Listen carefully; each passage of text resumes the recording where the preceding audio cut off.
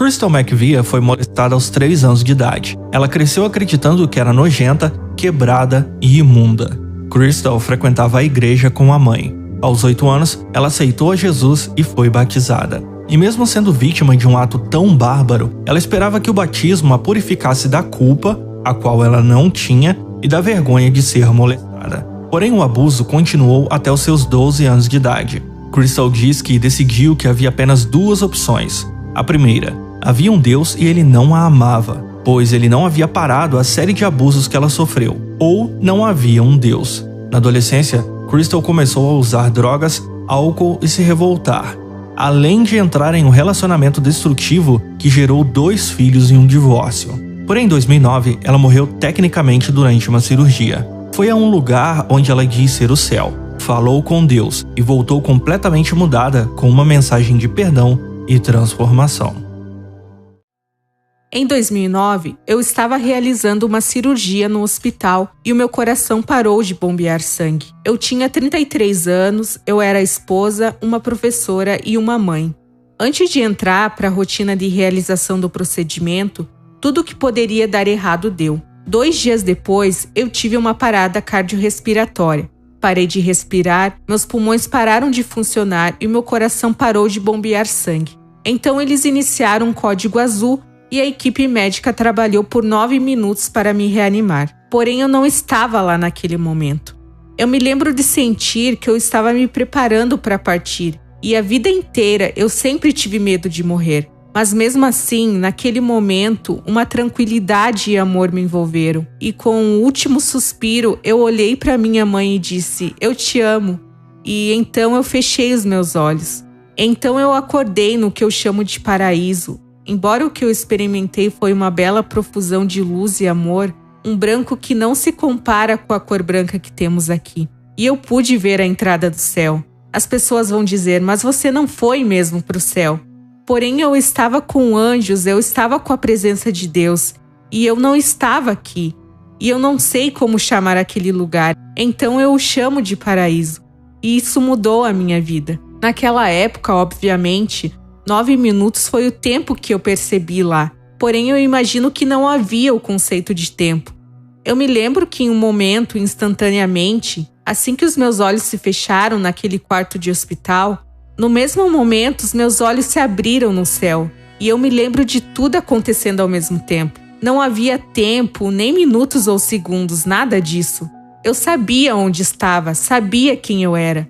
Sabia que eu ainda era a Cristal que viveu e acabara de morrer nesta terra. Mas eu também era a versão mais perfeita de mim mesma. A versão espiritual mais perfeita que Deus criou. Tinha 2 anjos que estavam lá. Eu estava tão animada em vê-los. A comunicação foi fácil, ela foi sem palavras, foi em pensamentos e emoções. E então eu me virei e notei outra presença neste reino. Eu me virei para olhar a luz mais bela e dourada. E no momento em que eu fiz isso, eu caí direto com o rosto no chão. Eu me lembrei de uma história na Bíblia, onde uma mulher entra na casa dos fariseus e Jesus está sentado lá. E ela cai aos pés dele e chora, e as suas lágrimas lavam os pés dele. E o que eu tiro disso é que o amor dele me envolveu, mesmo sabendo quem eu tinha sido. E foi o mesmo com ela. Ela chorou porque ele sabia quem ela era. E naquele momento, eu pude sentir um amor tangível do meu Salvador, apesar de quem eu tinha sido. E isso simplesmente me mudou. Sabe, eu não quero confundir as pessoas, mas eu toquei Jesus e Deus constantemente. As pessoas me disseram, você não viu Jesus em sua forma humana, mas eu estava com Jesus.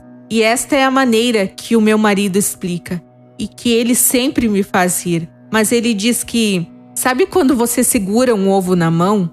Você segura um ovo, mas ele é feito de 3 partes distintas. E é isso que eu sabia, que eu estava diante do único e verdadeiro Deus.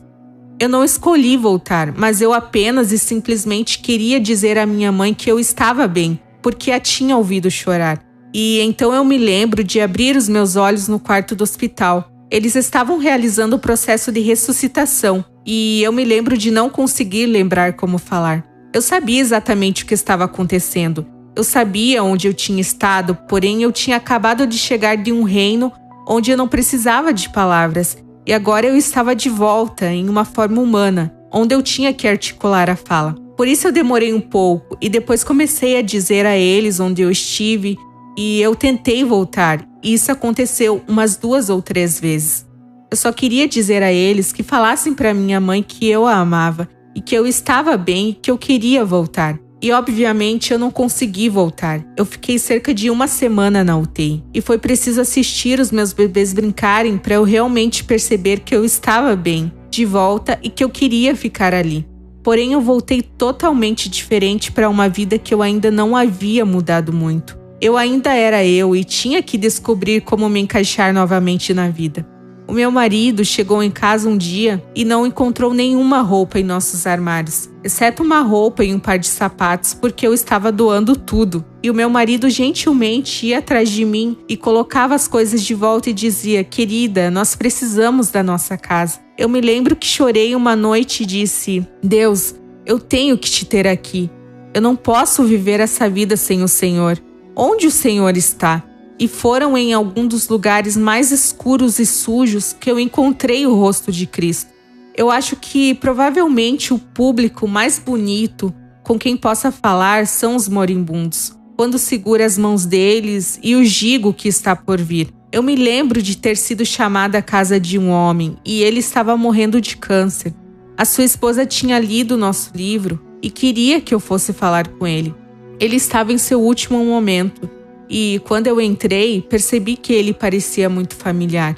Eu segurei sua mão e disse a ele o que estava por vir. E então eu me dei conta. Olhei para ele e disse: Senhor Limaster, você costuma ser um xerife? E ele disse: sim, eu era. E eu disse: você já me prendeu. Sabe, eu não sou uma criminosa condenada, mas eu recebi uma multa por excesso de velocidade. Eu não tinha ódio dele ou algo assim. Eu fui uma mãe solteira, eu estava com tanto medo, eu não tinha meu pai, eu não tinha ninguém a quem recorrer. E eu disse: o Senhor segurou a minha mão o dia todo, você me acompanhou, você pagou a minha fiança. Sabe, você segurou a minha mão em um dos dias mais difíceis da minha vida. Então ele chorou e disse: e agora você está segurando a minha. E sabe, estamos todos conectados. E esta é a maior mensagem que eu quero que as pessoas levem disso. A primeira coisa que ouço as pessoas dizerem é: que ótimo que você tenha experimentado o céu, mas sabe que o que Deus me mostrou no céu foi que Ele não é apenas um Deus amoroso, mas Ele é o amor. E eu digo que, e se cada grão de areia neste mundo fosse o seu amor? Ele me deu um grão e quase fez meu espírito arder. E quando experimentamos o amor nesta terra, estamos experimentando Deus. E eu pensei que, mensagem simples, as pessoas não sabem que Deus as ama. E ele disse: você não soube disso por 33 anos. E essa é a mensagem que levamos para os clubes de strip com nossas irmãs e debaixo da ponte com os sem teto. A primeira coisa que eu quero que as pessoas saibam é que eu fui à igreja toda a minha vida. Fui uma cristã até o dia em que morri. Mas ir à igreja todos os domingos durante toda a minha vida não me tornou uma cristã mais do que sentar em uma garagem faria de você um carro. E o que eu percebi é que era sobre relacionamento. Não é sobre todas as estrelas douradas do lado do meu nome na escola dominical. Mas foi o relacionamento de Jesus Cristo com aquela garotinha que o chamou e disse: por favor, me ame, eu quero o Senhor.